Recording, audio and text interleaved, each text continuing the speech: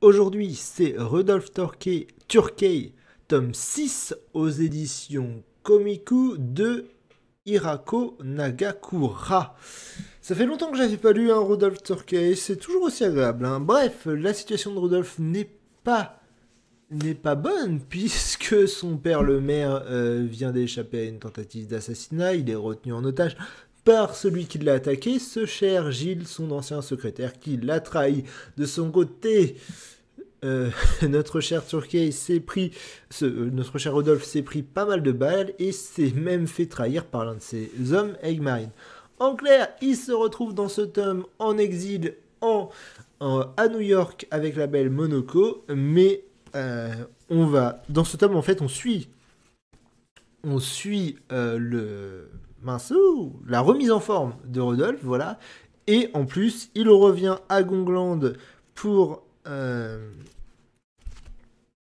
préparer la contre-attaque. Voilà, je vais y arriver à parler, ça va le faire. Bref, c'est toujours aussi plaisant à suivre, surtout dans un livre qui n'est pas forcément centré sur l'action comme les autres, mais qui est plus sur la construction, l'approfondissement du personnage de Rodolphe, qui subit un sévère revers, lui qui n'a pas l'habitude de ce genre de choses. En plus, on en apprend plus de sa relation avec Pal et je me rappelle plus du deuxième, comment il s'appelle. J'ai un nom. Ah mince.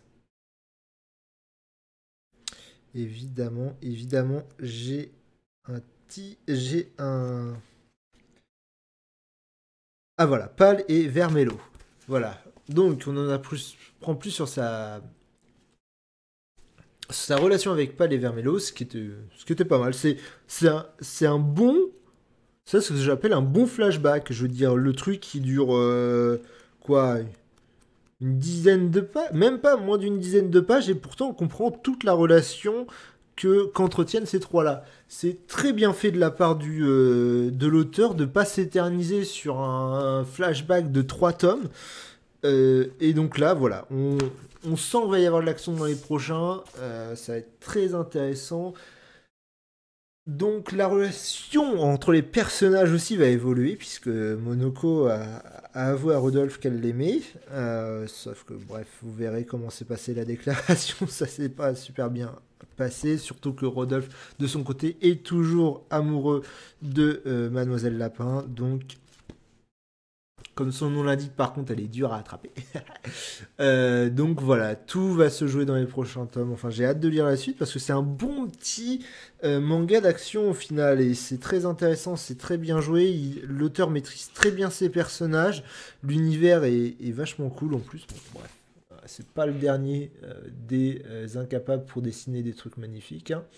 Donc voilà, vivement la suite.